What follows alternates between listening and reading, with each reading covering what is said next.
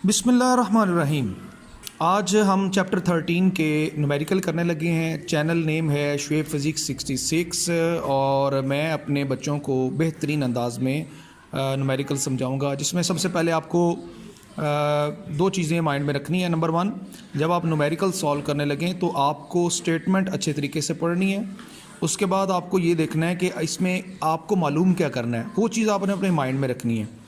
और दूसरी, इसकी एक इमेजिनेटिव डायग्राम आपने बनानी है, यानी आप अपने ख्याल में या साथ साथ जैसे जैसे स्टेटमेंट है वैसे वैसे डायग्राम बनाएंगे। Number one, let's see how many electron pass through an electric bulb in 1 minute.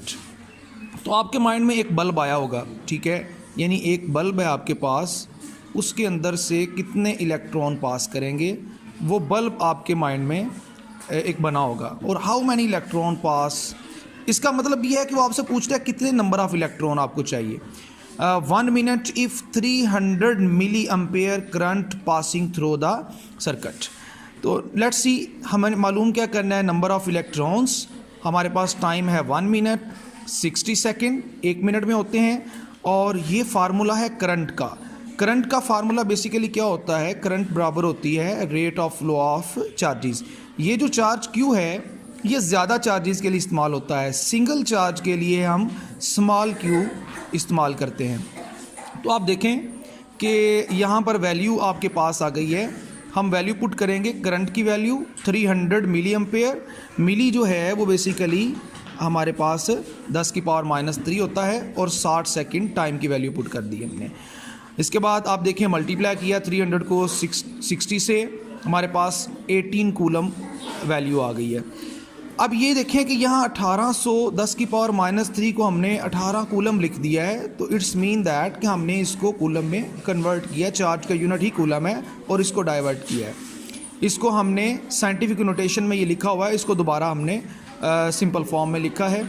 अब देखें, बट Q = NE, ये क्वांटम फार्मूला है हमारे पास, ठीक है जी, इसकी क्वांटम स्टेटमेंट फार्मूला है। करंट हमारे पास 300 मिली एम्पेयर है, इसके अलावा उसको हम 310⁻³ लिखेंगे। वैल्यू इस फार्मूले से, चूँकि हमारा टारगेट है n नंबर ऑफ़ इलेक्ट्रॉन मालूम करना, कितने इस बल्ब से पास करेंगे। फार्मूले को रीअरेंज किया, वैल्यू पुट की, वैल्यू पुट करने के बाद हमारे पास फाइनल आंसर आ गया। इसको आप कैलकुलेट ईजिली कर सकते हैं। अब हमारे पास है second numerical 13.2। A charge of 90 coulomb passes through a wire in 1 hour. यानी एक हमारे पास वायर है जिसके अंदर से 90 कूलम चार्ज पास करेगा, कितने घंटे में, 1 और 15 मिनट में। What is the current in the wire. Current मालूम करनी है कि इसमें करंट क्या होगी। वैसे भी आपको पता है कि करंट की डेफिनेशन है कि कितने टाइम में एक पॉइंट से दूसरे पॉइंट में चार्जेस मुंतकिल होंगे, उसमें आपको टाइम दिया होता है। तो टाइम आप देखें कि चार्ज आपको 90 कूलम दिया हुआ है, टाइम 1 और 15 मिनट है। 1 आवर को आप जब आप कन्वर्ट करेंगे 60 + 15 वो 75 आपके पास मिनट आएंगे। मिनट को फिर आप जब सेकंड में कन्वर्ट करते हैं तो फिर आपको 60 से मल्टीप्लाई करना पड़ेगा, वो 4500 सेकंड आएंगे। Very simple numerical. करंट मालूम करनी है, करंट होती है rate of flow of charges, and put the value 90 coulomb and also time in seconds, and then you will see this is coulomb and second. Coulomb over second is equal to ampere, and ये मैंने unit explain किया आपको। Coulomb और second ampere के बराबर होता है, इसको याद रखें, MCQs में भी आ जाता है। फिर 0.02 आप इसको साइंटिफिक नोटेशन में लिखेंगे, ये दोबारा वापस मिली एम्पेयर लिखा जाएगा। जैसे कि हमने यहाँ पर देखें, इसको रीअरेंज करके कूलम लिखा था साइंटिफिक नोटेशन को सिंपल फॉर्म में, इसी तरह यहाँ हमने सिंपल फॉर्म को साइंटिफिक नोटेशन देन प्रीफिक्स में लिख दिया है, ये मिली प्रीफिक्स होता है। इसके बाद हमारे पास आ जाता है 13.3। Find the equivalent resistance of circuit, total current drawn from the source and the current through each resistor. इसमें हमें वैल्यू कोई भी नहीं दी हुई। ऐसे न्यूमेरिकल इंपॉर्टेंट होते हैं, ख़ास करके जब आप जाते हैं MD कैट के लिए, ECAT के लिए, तो ऐसे न्यूमेरिकल की एक्सरसाइज आपको करनी चाहिए। देखें, ये पैरेलल सर्किट है और अगर हम इन पैरेलल को इकट्ठा कर लेते हैं, हम इनको कंबाइन कर लेते हैं, सम कर लेते हैं, तो फिर ये हमारे पास एक सीरीज़ आएगी। ये दोनों इसके लिहाज से सीरीज़ में है। वैल्यूज़ लिखते हैं, रेजिस्टेंस 1 की, 2 की, 3 की और वोल्टेज सोर्स का हमें दिया हुआ। ये सारी हमने इस सर्किट से वैल्यू यहाँ पे लिखी हैं। आप देखें कि जब आप पैरेलल सर्किट की रेजिस्टेंस इक्विवेलेंट मालूम करना चाहते हैं तो वहाँ पर आपको रेशो की फॉर्म में रेजिस्टेंस लेना पड़ेगी। ये जो आर डैश आपको नज़र आ रहा है ये आपके पास इक्विवेलेंट रेजिस्टेंस है, आप इसकी जगह पे ई भी लिख सकते हैं। तो हमने इन दोनों को ऐड करना है। जब ऐड किया है तो हमारे पास आंसर आया 1/3। सिंपल आर डैश यानी इक्विवेलेंट रेजिस्टेंस हमारे पास 3 ओम होगी। Now R dash and R3 R in series. अब ये रेजिस्टेंस और ये रेजिस्टेंस ये दोनों आपके पास सीरीज़ में चली गई हैं। यानी फॉर एग्जांपल अगर ये बन गई है हमारे पास इस तरह की डायग्राम, तो ये हमारे पास R डैश होगी और ये हमारे पास वैल्यू होगी R3 की। तो R3 और R डैश ये सीरीज़ में। अब सीरीज़ में सिंपल रेजिस्टेंस को ऐड किया जाता है, रेशो नहीं होती, वो 6 ओम हमारे पास आ जाएगी। Total current drawn from source वो ओम लॉ के जरिए मालूम करेंगे। I = V/RE वैल्यू पुट करेंगे, 1 एम्पेयर हमारे पास आंसर आएगा। Potential difference across each resistor R1 and R2, R1 और R2 के अक्रॉस मालूम करेंगे, वो भी ओम लॉ के असूल के तहत है। V dash = IR dash. यहाँ पे आप R डैश की यानी इन की इक्विवेलेंट रेजिस्टेंस जो आई थी वो वैल्यू पुट करेंगे, हमारे पास 3 वोल्ट आंसर आएगा। 1 वैल्यू है करंट की जो कि यहाँ से लेंगे और 3 वैल्यू है हमारे पास इक्विवेलेंट रेजिस्टेंस की, यहाँ से हमने ले ली। इसके बाद नेक्स्ट करंट फ्रॉम रेजिस्टेंस 2 वो भी मालूम करेंगे। I2 = V डैश और R2 वैल्यूज़ पुट करें। 0.5 एम्पेयर करंट।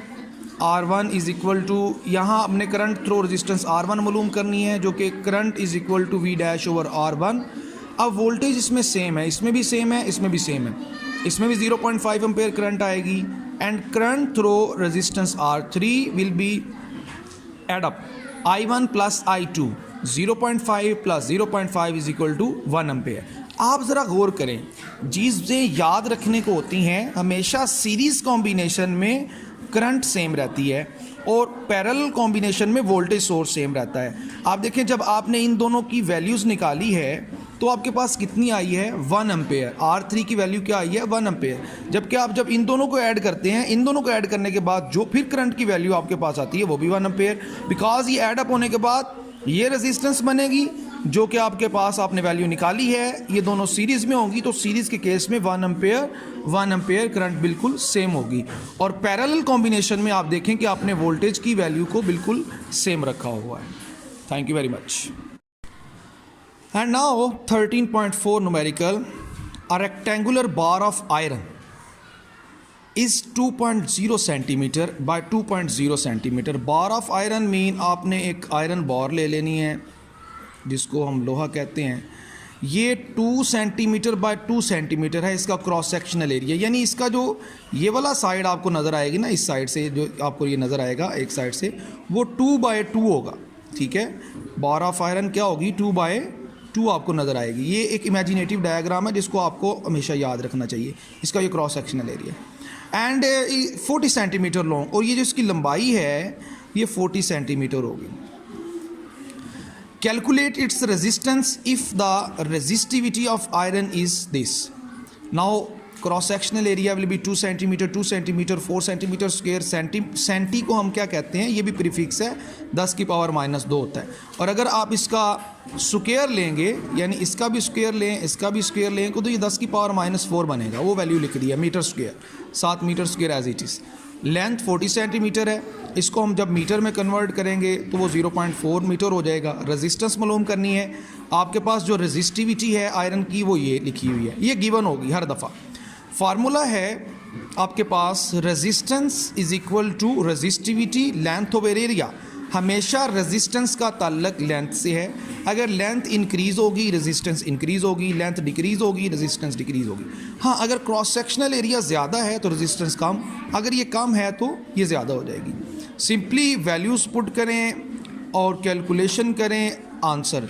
यहाँ पर जाके बच्चे अटकते हैं कैलकुलेशन में। हमेशा कैलकुलेशन आपकी परफेक्ट होनी चाहिए, आपको इसकी प्रैक्टिस करनी पड़ेगी। ठीक है, और जितनी अच्छी प्रैक्टिस होगी आपको उतना अच्छा रिजल्ट मिलेगा। याद रखें इस न्यूमेरिकल में आपको मैं बता दूं कि आपको यहाँ से यहाँ तक 0.1 मार्क्स मिलता है, 1 नंबर इसका मिलता है, 1 नंबर आपको कैलकुलेशन का मिलता है, और इसके अलावा बाकी 0.5 मार्क्स आपका यूनिट का होता है। 3 मार्क्स का अगर न्यूमेरिकल आता है तो उसकी डिवीजन इस तरह की जाती है। तो ये आपने माइंड में रखनी है चीज़ें कि फार्मूला, अगर आपको कुछ भी नहीं आता तो कम से कम फार्मूले तक अप्रोच करें, कम से कम उसका आंसर नहीं सही निकला, कैलकुलेशन अच्छी हो गई है तो आप उसका यूनिट बिल्कुल ठीक लगा के आएँ, यकीनन आपको वो 2 और 2.5 और 1.5 मार्क्स ज़रूर देगा। ओके, इस लेक्चर का फाइनल न्यूमेरिकल 13.5। उसके बाद नेक्स्ट लेक्चर में मैं 13.6 से ऑनवर्ड समझाऊंगा क्योंकि वो थोड़े से लेंथी न्यूमेरिकल हैं। ये बड़ा आसान है और बड़ा इंपॉर्टेंट न्यूमेरिकल है। The resistance of an iron wire, ये एक आयरन वायर है, इसकी रेजिस्टेंस 0 डिग्री सेंटीग्रेड पे इतनी है। तो देखें, टेम्परेचर को 0 डिग्री सेंटीग्रेड लिखा गया है, उसको केल्विन में तब्दील किया 273 प्लस करते हैं। And what is the resistance at 500 degree centigrade if temperature coefficient of resistance will be given. हमेशा temperature coefficient of resistance given होगा। अगर वो आयरन है आपके पास तो आयरन का गिवन होगा, स्टील है तो स्टील का गिवन होगा। वो उसने ये लिखा हुआ है, उसको अल्फा से ज़ार करते हैं। एक टेम्परेचर उसने दिया हुआ 500, उसको भी केल्विन में तब्दील किया है, वो हमारे पास 773 है। हमने इस टेम्परेचर पर रेजिस्टेंस मालूम करनी है, ठीक है। अब हमारे पास फार्मूला है resistance given temperature, resistance 0 degree centigrade plus 1 plus alpha coefficient of resistance and change in temperature. We want to find change in temperature first, and change in temperature find very easily. Given temperature and 0 degree temperature in Kelvin, you must differentiate, and 500 Kelvin is the answer. Put the value 500 degree centigrade, also coefficient of resistance value 1 as it is, and 0 degree value of resistance. Now you make calculation very well and then put must unit of resistance. These are the values that show your perfections calculations. So check, ये हमारे पास resistance आ गई है एक इस temperature पर जो कि हमने 500 डिग्री सेंटीग्रेड पर मालूम करनी थी, वो हमारे पास ये वैल्यू है। साथ यूनिट पुट करें। अल्लाह ताला आपको कामयाब करे, कामरान करे। अच्छे तरीके से कैलकुलेशन करना सीखें। कैलकुलेशन जब तक आपको नहीं आएगी आप कुछ भी नहीं कर सकते। और इंशाल्लाह बाकी न्यूमेरिकल नेक्स्ट लेक्चर में लेके आऊँगा। Thank you very much.